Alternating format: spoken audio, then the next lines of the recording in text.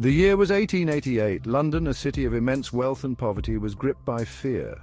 In its East End, specifically Whitechapel, a shadow lurked. This wasn't the shadow of a man, but of something more sinister. It was the shadow of Jack the Ripper.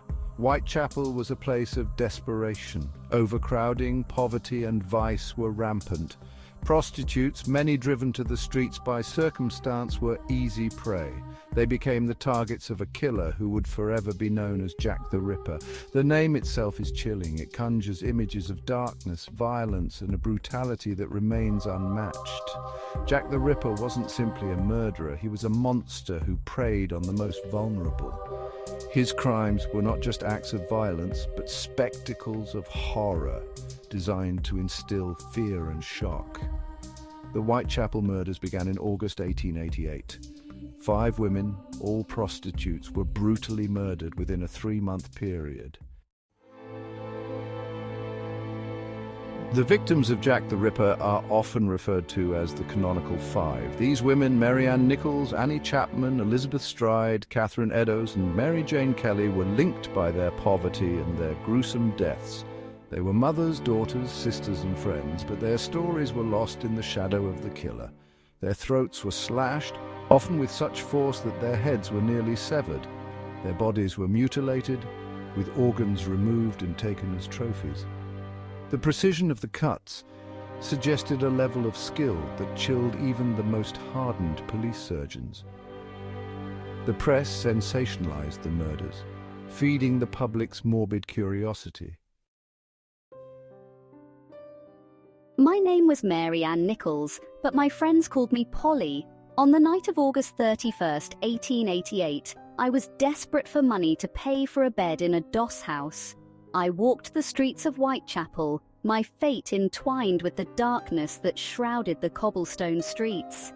In the early hours of the morning, my body was discovered in Buck's Row. My throat was slashed, my abdomen ripped open with multiple stab wounds. The savagery of the attack sent shockwaves through Whitechapel and beyond. In life, I was forgotten by society, but in death, I became forever etched in its memory. The discovery of Polly's body sent a chill through Whitechapel. This was no ordinary murder. The brutality was shocking, the level of violence almost unimaginable. Polly's murder marked the beginning of a reign of terror that would grip London for months to come. Just over a week after the murder of Polly Nichols, on September 8, 1888, Annie Chapman became the Ripper's second victim. Annie, a woman battling poverty and illness, was found murdered in the backyard of a tenement building on Hanbury Street. Her throat was cut and her abdomen was mutilated, her intestines pulled out and draped over her shoulder. The killer had taken the time to arrange her body, posing her in a grotesque tableau. The level of depravity was escalating. The Ripper was becoming bolder, his confidence growing with each kill. Annie's murder, committed so soon after Polly's, confirmed the worst fears of the police and the public.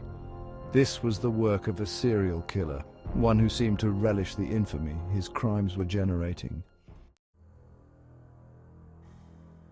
Section 5. Elizabeth Stride and Catherine Eddowes, a night of double terror. September 30th, 1888 would forever be etched in infamy as the night of the double event.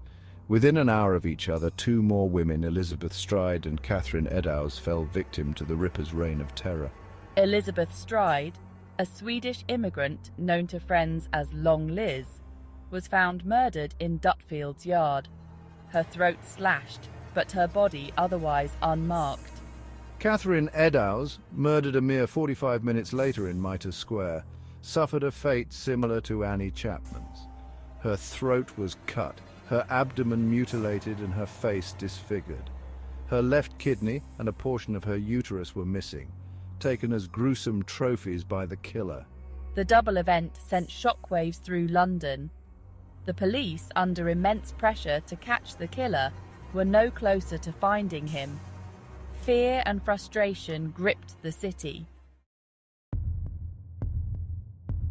Section 6. Mary Jane Kelly, the final and most brutal act. On November 9, 1888, the Ripper claimed his final victim. Mary Jane Kelly, a young woman living in a single room on Miller's Court, was just 25 years old. Her murder was the most brutal of all, her body mutilated beyond recognition. Mary Jane's body was discovered in her room, her throat slashed so deeply that she was nearly decapitated. Her abdomen was ripped open, her organs removed and arranged around her body in a grotesque display. The level of savagery inflicted upon Mary Jane was unlike anything the police had ever seen. The murder of Mary Jane Kelly marked the end of the Ripper's reign of terror. Section 7, the investigation, a frantic search for answers. The police investigation into the Whitechapel murders was a frantic and ultimately futile affair. The pressure to catch the killer was immense, but despite their best efforts, the police were always one step behind. Numerous suspects were questioned and several were even arrested, but no one was ever charged with the murders. The lack of forensic technology, the darkness of the streets, and the Ripper's ability to blend into the crowds of Whitechapel made him a ghost, a phantom that vanished into thin air. The Ripper case became a media sensation, with newspapers publishing lurid accounts of the murders and speculating wildly about the killer's identity. Despite the efforts of both amateur and professional detectives, the identity of Jack the Ripper remains a mystery to this day. The case, though officially closed, continues to fascinate and intrigue people around the world. Section 8. The Suspects, a cast of characters in the shadow of doubt. Over the years, hundreds of individuals have been named as potential suspects in the Jack the Ripper case. Some of these suspects were petty criminals, others were prominent figures of the day, and some were simply unfortunate souls who happened to be in the wrong place at the wrong time. Walter Sickert as Walter Sickert. Among the most famous suspects are Walter Sickert, a well-known artist who some believe incorporated clues to the murders in his paintings. Francis Tumblety as Francis Tumblety, an American quack doctor with a history of violence against women. Aaron Kosminski as Aaron Kosminski, and Aaron Kosminski, a Polish immigrant living in Whitechapel who suffered from severe mental illness. Despite the wealth of suspects, no one has ever been definitively linked to the crimes. Section 9. Enduring Mystery, Why Jack the Ripper Still Haunts Us. The Jack the Ripper case continues to fascinate and horrify us more than a century after the murders. Why does this particular case, out of all the unsolved crimes in history, continue to capture our imaginations? Perhaps it is the brutality of the murders, the sheer savagery inflicted upon the victims that continues to shock and appall us. Or maybe it is the mystery itself, the fact that the killer was never caught, that keeps us coming back for more. The Victorian era, with its strict moral code and dark underbelly, holds a particular fascination for us. The Ripper, lurking in the shadows of this seemingly civilized society, represents the dark side of human nature, the potential for evil that exists within us all. The case also speaks to our desire for order and resolution. Section 10. Cultural Impact, the Ripper's Legacy in Literature and Beyond. The Jack the Ripper case has had a profound impact on popular culture. The murders have inspired countless books, films, television shows, and even video games.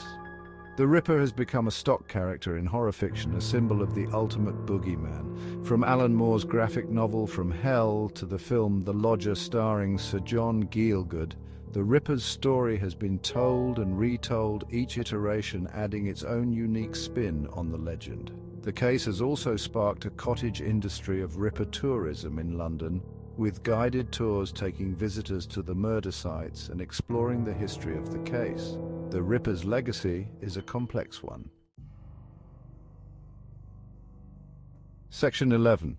Conclusion: The unresolved enigma of Jack the Ripper. The identity of Jack the Ripper may forever remain a mystery. The passage of time has only served to muddy the waters, making it unlikely that any new evidence will ever come to light. Despite the best efforts of amateur and professional sleuths, the Ripper has eluded capture, his crimes consigned to the annals of history. But even though we may never know who the Ripper was, his story continues to resonate with us. He represents the darkness that can lurk beneath the surface of even the most civilized society. He reminds us that evil can take many forms, and that sometimes the monsters we fear the most are the ones we can't see coming.